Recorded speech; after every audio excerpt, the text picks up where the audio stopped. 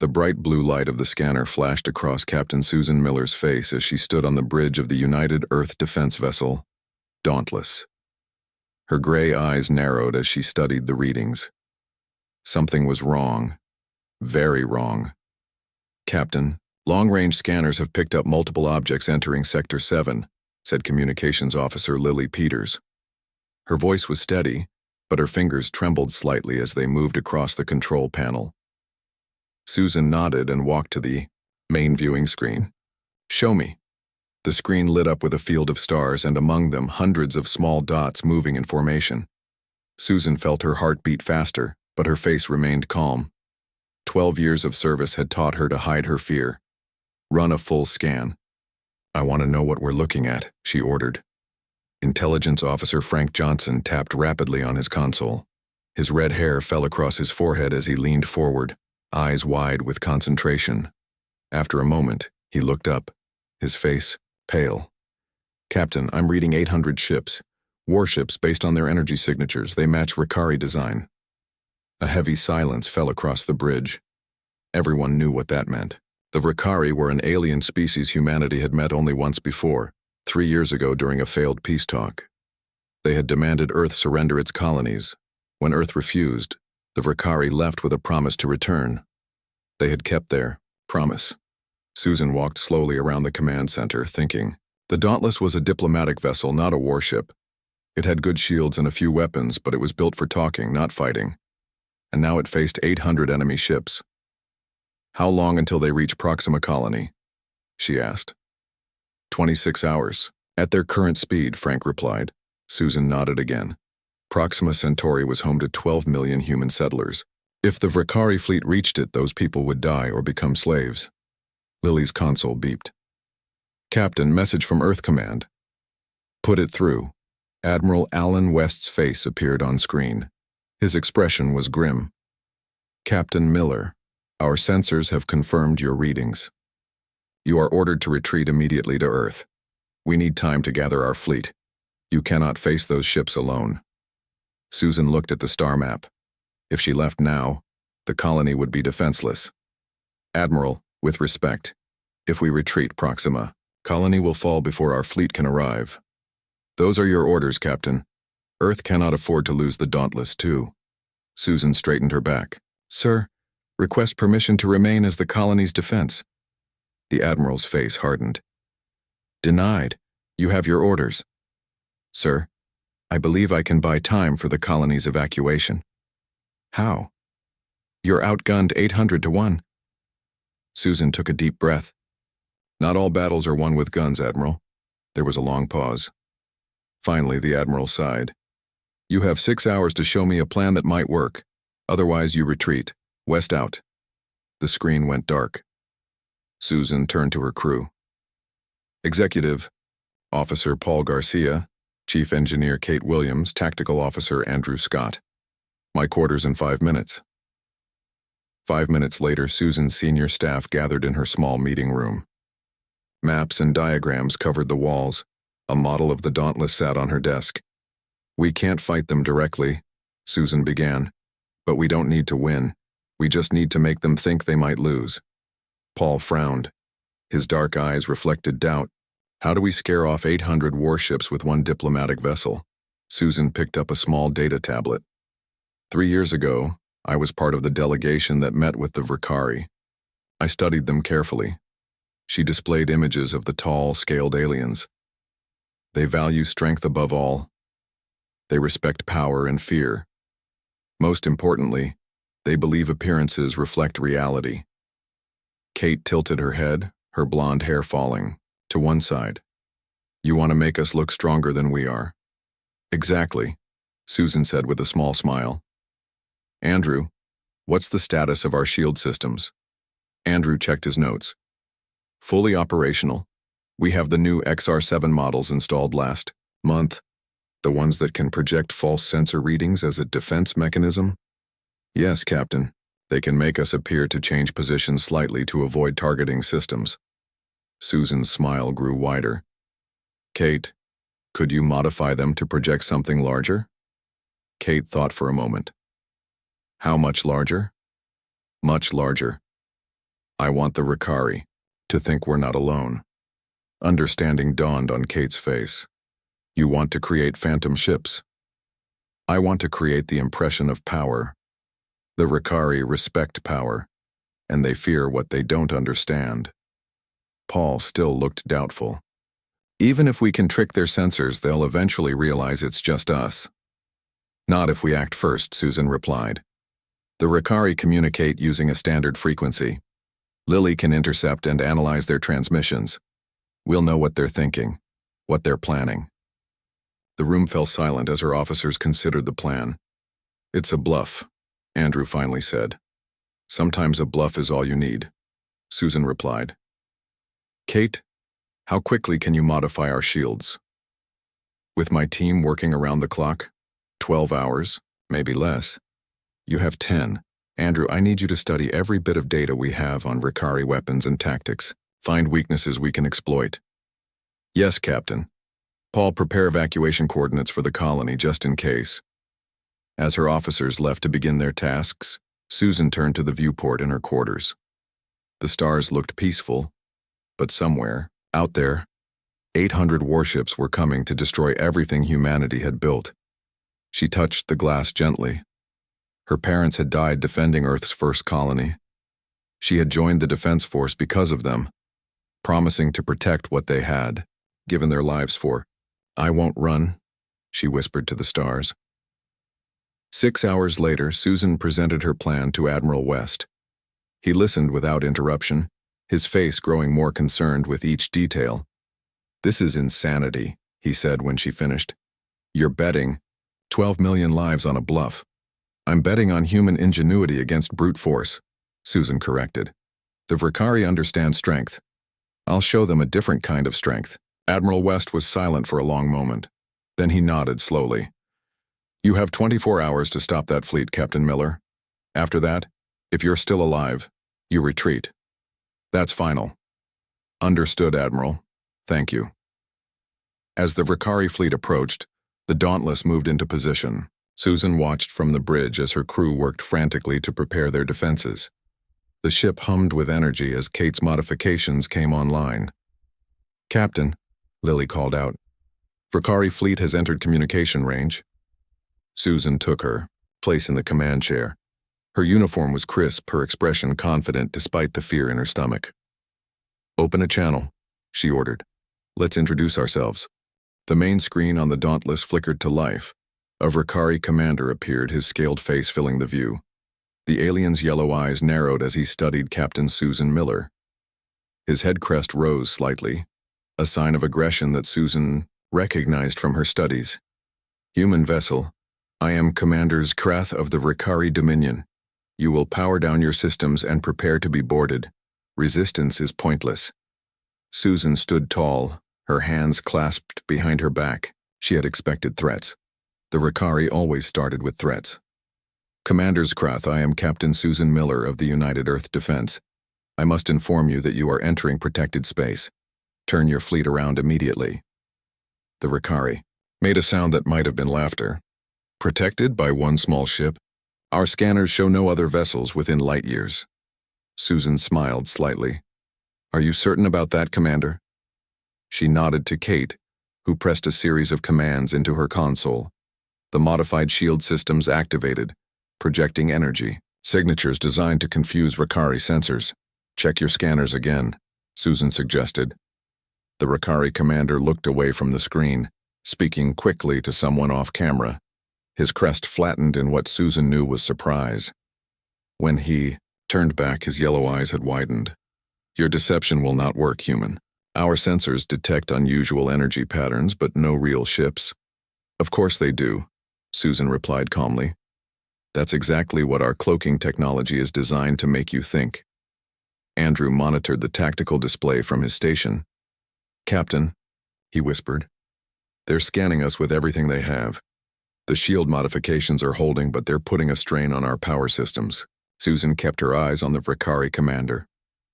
Perhaps a demonstration would help you understand your situation better, Commander. She made a small gesture to Kate, who activated the second phase of their plan. The Dauntless's engines powered, up to maximum. The ship itself barely moved, but the energy surge was directed through the shield emitters in a carefully calculated pattern. Outside the ship, the vacuum of space seemed to ripple. To the Fricari sensors, it would appear as if dozens of ships were suddenly revealing themselves, powering up weapons systems. Commander Zkrath's face showed clear confusion. "What trickery is this?" "No trickery, Commander, just the first line of Earth's defense grid. The rest remains hidden for now." Susan's voice remained steady despite the warning lights flashing on Kate's console. The power drain was massive. The Fricari fleet had stopped advancing. Susan could see on her tactical display that several of the enemy ships were changing position, moving into defensive formations. "You lie," Zkrath said, but his voice held a note of uncertainty. "If you had such forces, why send only one visible ship?" "Diplomacy," Susan answered simply. "I came to talk before there is bloodshed. The rest are here only if talking fails." Paul stood beside Susan, watching the Fricari commander's reactions carefully. "He's not sure," he whispered to her. "But he won't back down without more proof." Susan nodded slightly. She had expected this too. The Fricari never retreated without absolute certainty of defeat. "Commander," she said, "I will transmit coordinates for a neutral meeting point. Send a representative to discuss terms, or continue your advance and discover exactly what awaits you." The communication ended abruptly. Susan let out a long breath. She hadn't realized she was holding. "Status report," she ordered. Kate's fingers flew across her console. "Power systems at 78% and falling. The shield modifications are drawing more energy than we calculated. We can maintain the illusion for maybe 4 more hours before we have to shut down or risk core damage." "The Fricari fleet has stopped completely," Andrew reported, "but they're spreading out, probably trying to get better sensor readings from different angles." Lily turned from her communication station. "Captain, I'm picking up heavy message traffic between their ships. They're arguing about what to do." Susan nodded. "Good. Confusion is our ally right now." She walked to the star map display, studying the position of the Fricari fleet in relation to the colony. Even if the colonists began evacuation immediately, they would need at least 12 hours to get the most vulnerable people to safety. "We need more time," she said quietly. Frank joined her at the map. "Captain, I've been analyzing the Fricari fleet movements. Their ships on the outer edges are moving in patterns consistent with search protocols. They're looking for our Phantom fleet," Susan realized. "Yes. And when they don't find anything concrete, they'll know we're bluffing." Susan considered this. Their plan had bought them some time, but not enough. They needed something more convincing. "Lily, are you still intercepting their communications?" "Yes, Captain, their encryption is complex, but I'm getting fragments. What are they saying about us?"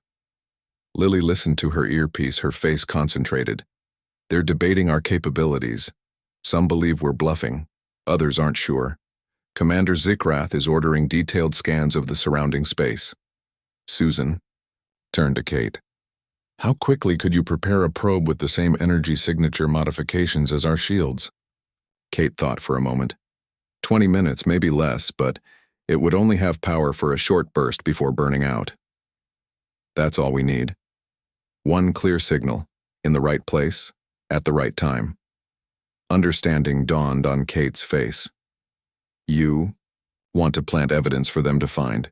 "Exactly. If they detect a strong energy signature far from our position, it will support our story about hidden ships." Andrew looked worried. "If we launch a probe, they'll detect it leaving our ship."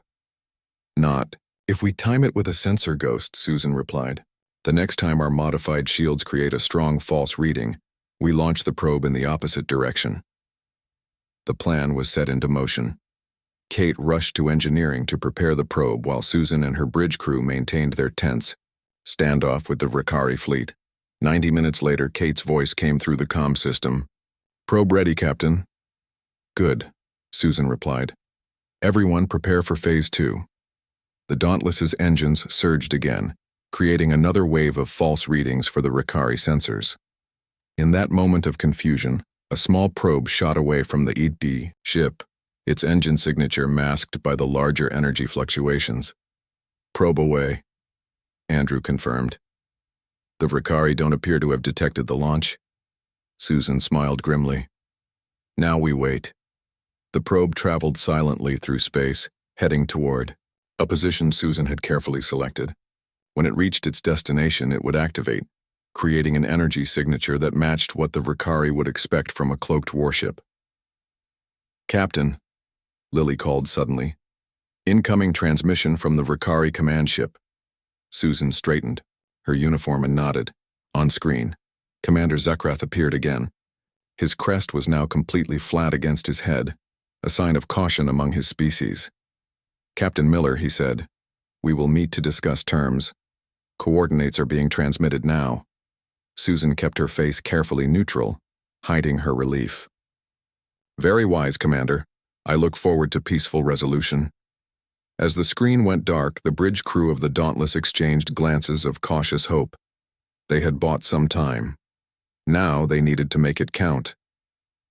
Captain Susan Miller stood in the shuttle bay of the Dauntless, watching as her small team prepared for the meeting with the Ricari.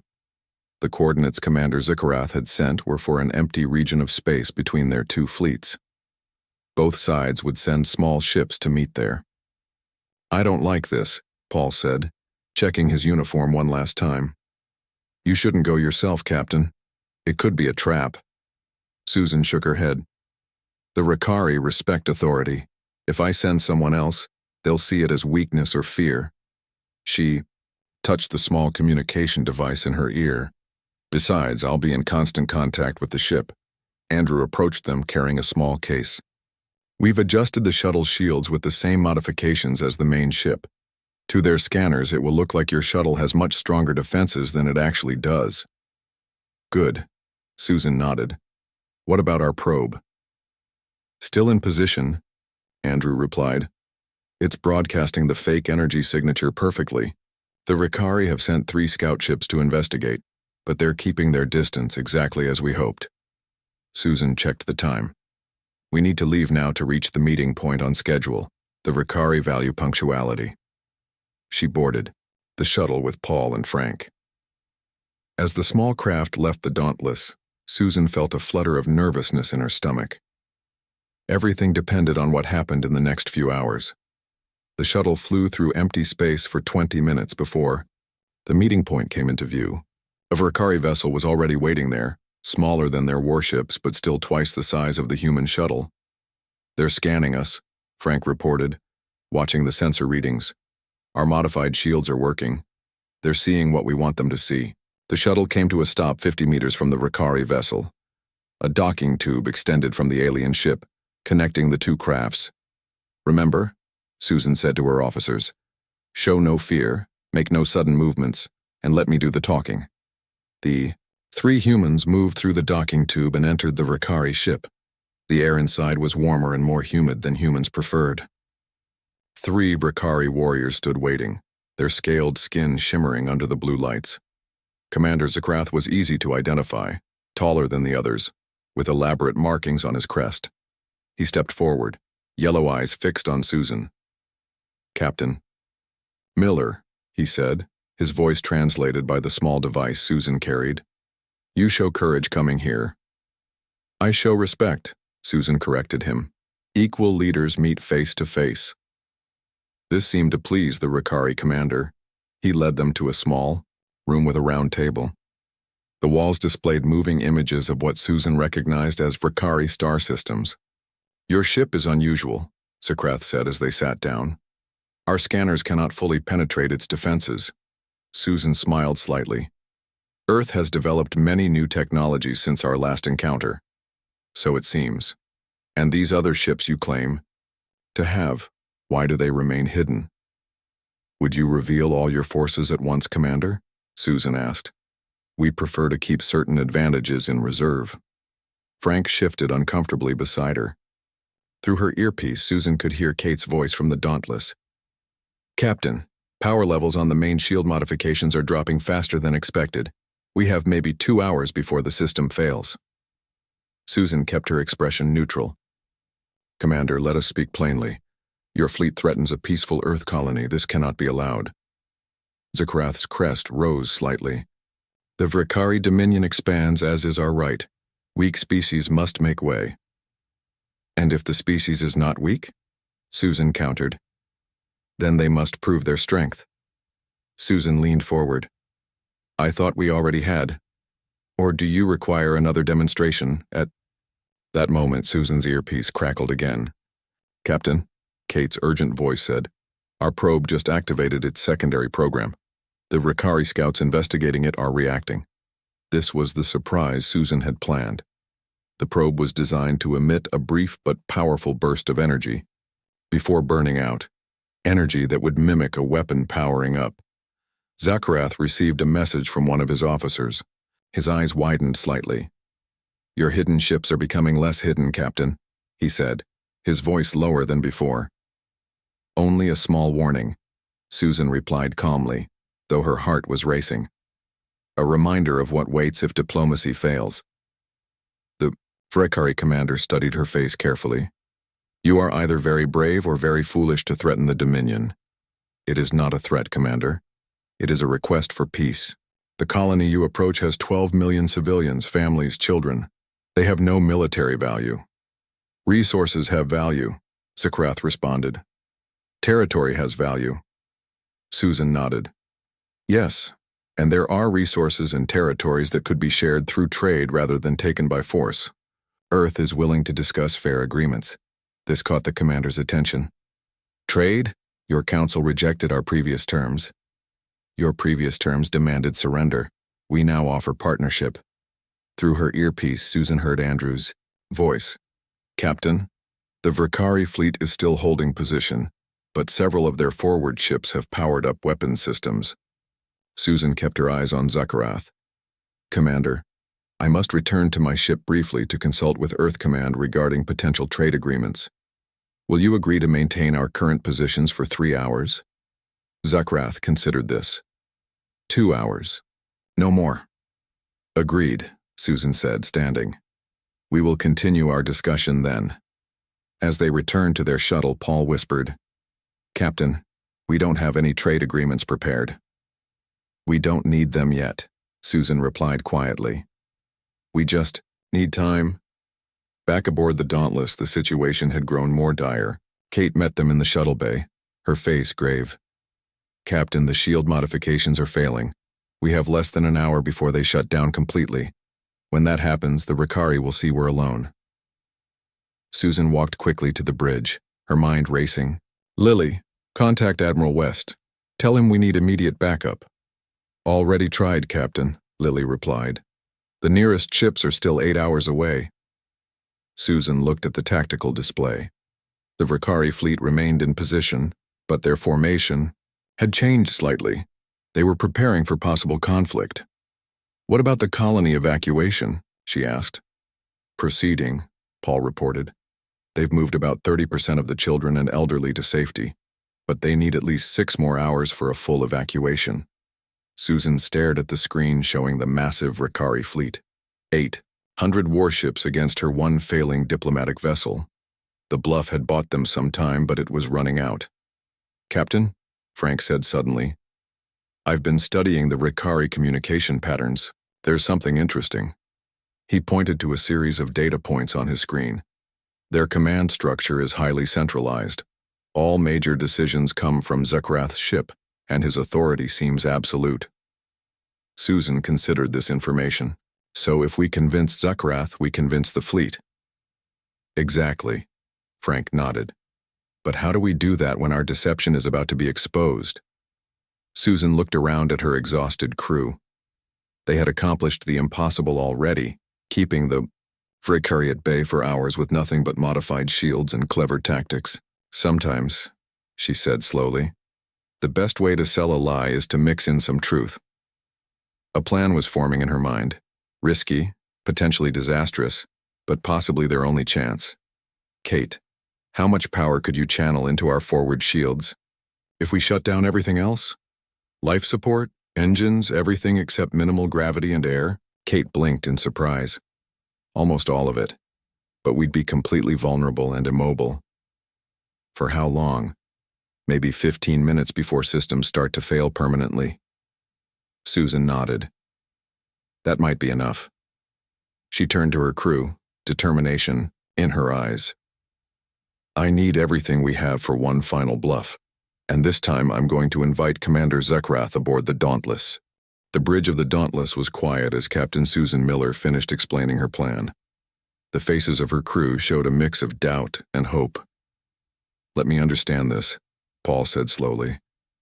You want to invite the commander of an enemy fleet onto our ship, while we shut down almost everything to power one massive energy burst that will look like a weapon charging? Yes, Susan replied simply. And if they attack while our systems are down? Andrew asked. They won't, Susan said with more confidence than she felt. The Ricari follow their commander's lead. If Skrath is here, they won't fire on us. Kate shook her head. Even if this works, it's only buying us more time. We can't keep this up forever. We don't need forever, Susan said. We just need enough time for the colony evacuation and for Earth's ships to arrive. She looked around at her crew. I know it's risky, but I believe it's our best chance. After a moment, Frank nodded. The Ricari do value bold actions. This might actually impress them. Susan turned to Lily. Send a message to Commander Zekrath. Invite him to continue our discussion aboard the Dauntless. Tell him I wish to show him something that will explain Earth's position more clearly. While Lily sent the message, Kate and her engineering team began preparations. They would need to redirect almost all power to the forward shield emitters at exactly the right moment. What if he doesn't come? Paul asked quietly. Then we try. Something else, Susan answered. We keep trying until we succeed or run out of options. Lily looked up from her console. Captain Commander Zekrath has accepted your invitation. His shuttle will dock in 20 minutes. Susan nodded. Good. Kate, how are the preparations coming?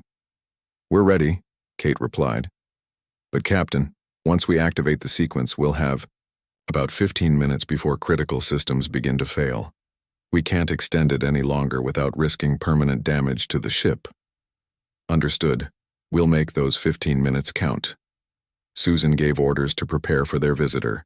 Certain sections of the ship would be sealed off, areas where the lack of power would be most obvious. The path from the shuttle bay to the bridge would be carefully controlled. As they waited, Andrew monitored the Ricari fleet. No change in their position, Captain, but several of their forward ships have moved slightly, adjusting their formation. They're preparing for possible action, Susan noted. They don't fully trust us. Can you blame them? Frank asked with a small smile. Susan checked the time. 15 minutes until Zekrath arrives. Everyone know their roles? The crew nodded. Each had their part to play in this final, desperate bluff. Remember, Susan said, show confidence at all times. The Ricari respect strength above all else. When Commander Zekrath's shuttle docked with the Dauntless, Susan was waiting in the shuttle bay with Paul and 2 security officers. The Ricari commander emerged with 2 of his own guards, their scaled skin gleaming under the lights. Welcome. Aboard the Dauntless, Commander, Susan said formally. Zekrath's yellow eyes moved around the shuttle bay, taking in every detail. An interesting vessel, Captain. Different from our warships. We have many types of ships in Earth's fleet, Susan replied smoothly, each with its own purpose. She led the Ricari delegation through the corridors toward the bridge. The route had been carefully planned to show the most impressive parts of the ship, while avoiding areas that might reveal their true situation. As they walked, Susan explained Earth's history of space exploration and peaceful contact with other species. Zekrath listened with what seemed like genuine interest. Your species values talk, he observed. The Ricari value action. Sometimes words can prevent unnecessary actions, Susan replied, like the loss of lives on both sides. They reached the bridge, where the rest of the senior crew waited. The main view screen showed the Ricari fleet in the distance. Impressive force, Commander, Susan said, gesturing to the screen. 800 ships. A testament to Ricari power. Zikrath's chest expanded slightly with pride. The largest fleet ever assembled in this sector. And yet, Susan said carefully, you paused your advance when faced with just one visible Earth ship. The Vrikari commander's crest flattened slightly in irritation.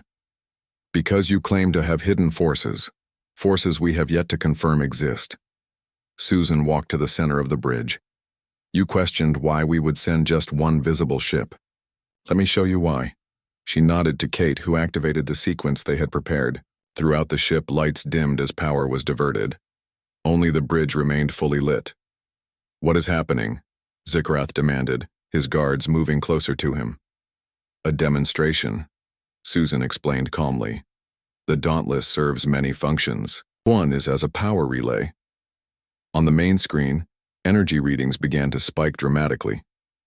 To the Vrikari sensors, it would appear as if massive amounts of power were building up not just on the Dauntless, but in the surrounding space where their phantom fleet was supposedly hidden. Your scanners will detect unusual energy patterns, Susan continued. This is a communication network activating, connecting our ships. Zikrath received a message on his communication device. His eyes widened as he read it. Your ships are preparing to attack, he accused. No, Susan corrected him. They are preparing to defend. There is a difference. The lights flickered briefly. Kate gave Susan a worried look. Their systems were straining under the power drain. Commander, Susan said, her voice firm, Earth does not want conflict with the Vrikari. We respect your strength and your culture, but we will protect our people. She walked to a console and pulled up star charts of nearby systems. There are uninhabited worlds rich in resources within reach of both our peoples. Worlds that could be developed through cooperation rather than conquered through war. Zikrath studied the charts with interest. These systems have not been claimed? They are unclaimed and open for joint development, Susan confirmed. A partnership between Earth and the Vrikari would be more beneficial than conflict. The ship shuddered slightly. Kate whispered urgently, Captain, power reserves at 30% and falling. Shield modifications are becoming unstable. Susan kept her focus on Zikrath. Commander, I invite you to bring this proposal to your leadership. A treaty that recognizes both our territories and establishes new areas for cooperative expansion. Zikrath was silent for a long moment, considering. Another message came through on his device. He read it and looked up at Susan with new respect in his eyes. Your hidden ships are moving to surround my fleet, he said. Susan knew this was impossible. They had no hidden ships. But their phantom energy signatures, combined with the Vrikari's own nervousness, had created the illusion of movement. A standard defensive posture, she replied. While we talk of peace, we remain prepared. The Vrikari commander made a decision. I will take your proposal to the Dominion Council. A treaty may be acceptable. The ship shuddered again, more violently this time. Warning lights flashed on multiple consoles. Captain, Kate said, no longer bothering to whisper, critical systems are failing.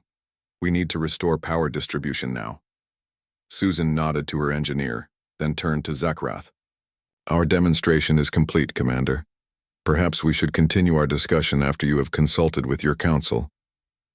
Zikrath agreed, seemingly eager to return to his ship and report what he had seen. As Susan escorted him back to the shuttle bay, the emergency lights came on in the corridors. All normal power had been diverted to maintain their deception until the last possible moment. Your ship has impressive capabilities, Captain Miller, Zikrath commented as they reached his shuttle. As does your fleet, Commander, Susan replied. Which is why I believe cooperation is wiser than conflict. As the Vrikari shuttle departed, Susan rushed back to the bridge. Status report, she called. Power systems restoring, Kate reported, her fingers flying over her console. But we've burned out several key components. Our shield modifications are completely offline. The Vrikari will know soon that we were bluffing, Andrew warned. Susan looked at the tactical display. What's the status of the Vrikari fleet? Still holding position, Frank answered. But, wait. He leaned closer to his screen. Captain, the fleet is changing formation. They're pulling back. The bridge crew stared in disbelief as the massive Ricari fleet began a slow, coordinated retreat. They're leaving? Paul asked in amazement. Susan watched the screen, hardly daring to hope. Not leaving, repositioning, giving us space while they consider our proposal. Lily's console beeped. Captain, message from Admiral West. Earth ships will arrive in 5 hours. Susan finally allowed herself a small smile. Looks like we might have just bought enough time after all. 4 hours had passed since Commander Zakrath left the Dauntless. The Ricari fleet maintained its new position, neither advancing nor fully retreating. On the bridge of the Earthship, Captain Susan Miller watched the tactical display with tired eyes. She had not slept in over 30 hours. Captain, you should rest, Paul suggested, bringing her a cup of coffee. We'll alert you if anything changes. Susan shook her head. Not until Earth's ships arrive. How's the colony evacuation proceeding? 70% complete, Paul reported. The most vulnerable citizens are already safe. Kate approached from the engineering station, wiping grease from her hands. We've restored basic functions to all systems, but the shield modifications are beyond repair. If the Ricari scan us now, they'll see exactly what we are. One diplomatic vessel with minimal weapons. Let's hope they don't get curious before our backup arrives, Susan said. Frank called from his station. Captain, I'm detecting increased communication between Ricari ships. Something's happening. Susan straightened in her chair. Put it on screen. The main display showed the Ricari fleet. Several ships were changing position, moving into what appeared to be a ceremonial formation. What are they doing? Andrew wondered. I believe, Susan said slowly. They're preparing for an official communication. As if confirming her words, Lily's console beeped. Captain, incoming transmission from Commander Zakrath. On screen, Susan ordered, quickly adjusting her uniform. The Ricari commander appeared, his scaled features solemn. Behind him stood several other Ricari officials in elaborate military dress. Captain Miller, Zakrath began formally. The Dominion Council has considered your proposal. They find it acceptable as a starting point for negotiations. Susan maintained her composure despite the surge of relief she felt. Earth will be pleased to hear this, Commander. There is a condition, Zakrath continued. The Ricari must verify the strength you claim to have. Your hidden ships must reveal themselves. Susan felt her heart sink. The moment of truth had arrived sooner than she had hoped. Commander, she began carefully. Earth's defense protocols. She was interrupted by an urgent message from Andrew. Captain, multiple ships dropping out of faster-than-light travel, Earth signatures. Susan couldn't hide her surprise as she turned to the tactical display. 6 Earth warships had just arrived, an hour earlier than expected. Captain, Lily said, barely containing her excitement. Admiral West is hailing us. Split screen, Susan ordered. Admiral West appeared beside Zakrath's image. The Admiral's face showed concern and determination. Captain Miller, we pushed our engines to the limit to reach you sooner. Report your situation. Susan straightened in her chair, aware that both the Admiral and the Ricari commander were watching her. Admiral, I'm pleased to report that Commander Zakrath and I have been discussing a potential treaty between Earth and the Ricari Dominion. Their fleet has maintained a peaceful position while talks proceed. Admiral West looked surprised but quickly recovered. I see. That's excellent news, Captain. The Ricari have requested verification of Earth's defensive capabilities in this sector. Susan continued smoothly. Perhaps a joint exercise would be appropriate to demonstrate our mutual respect? The Admiral caught on quickly. A wise suggestion. Commander Zakrath, with your permission, our ships will perform standard maneuvers within sensor range of your fleet. The Ricari commander studied both humans carefully. His crest rose and fell as he considered the situation. This is acceptable, he finally said. We will observe your demonstration. As both transmissions ended, the bridge crew of the Dauntless let out a collective breath. Perfect timing, Paul said with a relieved laugh. Too perfect, Susan replied thoughtfully. Admiral West said they pushed their engines to arrive early, but they couldn't have known exactly what was happening here. Frank smiled from his station. Actually, Captain, I may have sent a few unofficial updates through a private channel. Just to keep Earth Command properly informed, of course. Susan shook her head but couldn't hide her smile. Of course. Over the next 2 hours, Earth's warships performed a series of impressive maneuvers while the Ricari fleet observed. The colony completed its evacuation of essential personnel, and more Earth ships arrived to secure the system. Finally, Admiral West requested a formal meeting with the Ricari leadership aboard his flagship. Susan was invited to attend as the architect of the initial contact. As she prepared to leave the Dauntless, her senior staff gathered in the shuttle bay to see her off. "You did the impossible, Captain," Kate said with admiration. "You faced 800 warships with 1 diplomatic vessel and convinced them to back down." "We did it together," Susan corrected her. "Every one of you played a vital role." Andrew stepped forward. "The crew wanted you to have this." He handed her a small plaque. On it was engraved, "Captain Susan Miller, who proved that courage and intelligence can overcome any odds." Susan felt a lump in her throat as she accepted the gift. "Thank you, all of you." Paul escorted her to the shuttle. "What do you think will happen now? Will there really be a treaty?" "I believe so," Susan replied. "The Ricari respect strength, but they're also practical. They've seen enough to know that conflict with Earth would be costly. A treaty benefits both sides." As her shuttle departed for the Admiral's flagship, Susan looked back at the Dauntless. The ship had been pushed beyond its limits and had suffered damage that would take weeks to repair, but it had accomplished something remarkable. 1 diplomatic vessel had faced an armada of 800 warships and had not only survived, but had changed the course of interstellar relations. 3 days later, Captain Susan Miller stood in the grand meeting, Hall of Earth Command Headquarters.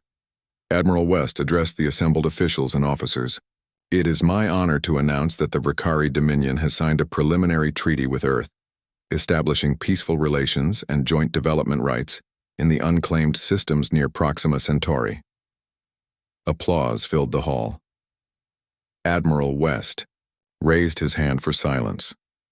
This historic achievement would not have been possible without the extraordinary courage, intelligence, and diplomatic skill of one officer, Captain Susan Miller.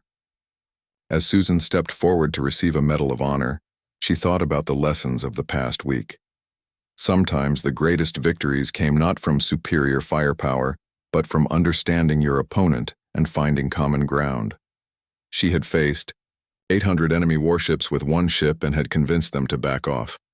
Not through weapons or threats, but through courage, quick thinking, and a willingness to offer peace instead of conflict. As the medal was pinned to her uniform, Susan knew that this approach, the Miller approach as some were already calling it, would become part of Earth's diplomatic training. Future officers would learn that sometimes the best way to win wasn't to fight at all. The applause continued as Susan looked out at the crowd. Among them were her crew, the people who had stood with her against impossible odds. They had trusted her, followed her, and together they had made history. In the end, that was the greatest victory of all.